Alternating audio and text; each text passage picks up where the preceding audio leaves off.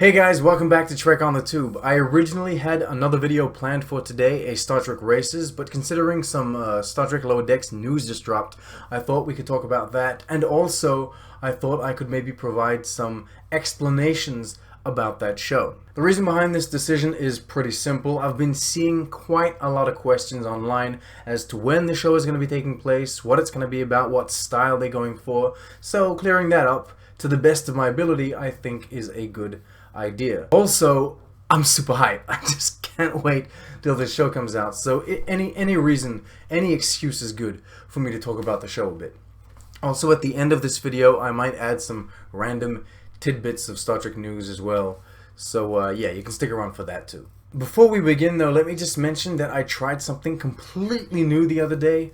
A live stream. Yeah, I sat in this very office on this very chair and interacted with you guys live, or at least some of you guys, and it was real fun. I had a great time. I was only expecting it to last about 10 minutes, and I was only expecting, you know, close friends to come and watch it, but I mean, there was like a 10 to 16 person turnout during the entire hour that it ran for, and that was real fun. I answered a few questions about Lower Decks. We talked about, you know, a bunch of other things. It was cool. It was a good experience, and I think I'll do it again sometimes. So yeah. Also, please excuse the hair. That's gonna get fixed sometimes next month. Anyway, so Lower Decks. Regarding the most recent news, the show's creator Mike McMahan kinda talked to Entertainment Weekly about what we can expect from the show. There were no big revelations or plot points given away, so we ultimately don't know that much more than before he spoke to them. But as usual, we got small specks of information that once pieced together with the rest, starts to paint us the picture that will be Lower Decks. Now, putting that aside for just a minute, and to make things as simple and as straightforward as possible, I think the easiest thing for me to do is just blast you with all that we know so far in the form of bullet points, everything that we've learned up until this point. And then from then on, you can decide if you like what the show could potentially be or not. Alright, let's go. The show is an adult-oriented animated comedy set in the universe of Star Trek.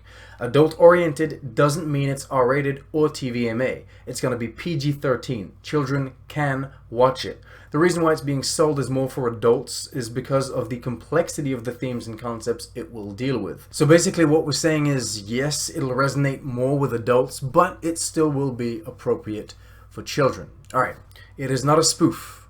It is not a parody, and it is canon. It is, or at least will be, part of the official story of on-screen Star Trek. It just so happens to be animated and comedic. It will take place in 2380, that's 1 year after Nemesis, 19 years before Picard. The show is a spiritual successor or sequel to The Next Generation, Deep Space Nine, and Voyager. The Federation and Starfleet in the show will be as they were throughout the run of those three shows, so not how we saw them in Picard. The person that came up with all of this is Mike McMahan. He's the guy behind the Twitter account and then the book TNG Season 8. He has written on Rick and Morty. He co-created Solar Opposites, but Lower Decks will not resemble those shows. Both those shows mock common sci-fi tropes and even get really meta about it. Lower Decks will not be like that. The sci-fi tropes will be taken seriously by the characters on the show, just like in any other iteration of Star Trek. What happens in universe for the characters is very true and very real. The show is named after an episode of The Next Generation, the episode Lower Decks. That episode deals with junior grade officers and how they perceive life on a starship on a daily basis, how sometimes they're left in the dark about certain elements of a mission, sometimes their duties obligate them to go on missions they might not have necessarily volunteered for. It also deals with their struggle of trying to impress senior officers. The show Lower Decks seems to want to push that idea, push that premise a little further. Instead of seeing bridge officers use the turbolift, we're going to see those lower deckers fix the turbolift. Mike McMahan has quoted Data's Day, another Next Generation episode, as a good example of what kind of vibe the show is going to go for.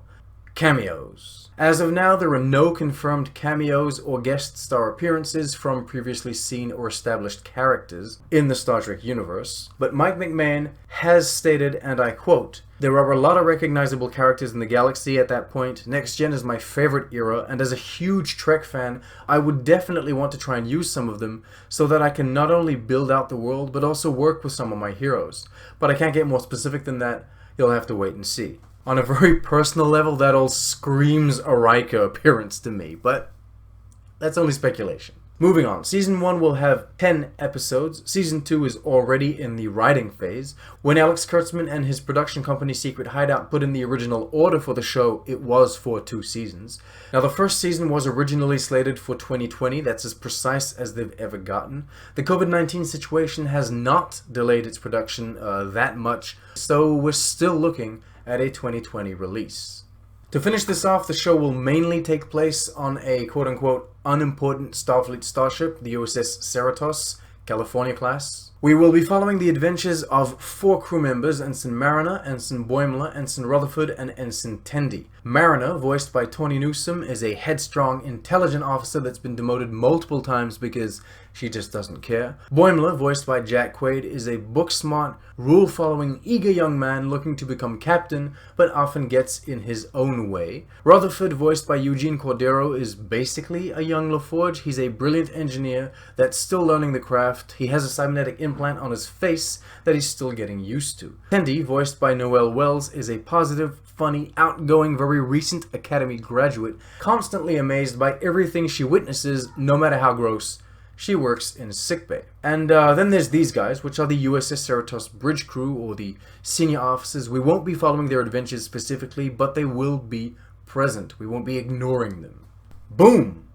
Knowledge. Knowledge. You now know everything there is to know about Star Trek Lower Decks. It will be released on CBS All Access in the US, by the way, and no news yet for the international release. I'm assuming either Netflix or Amazon Prime, but you never know with Star Trek nowadays.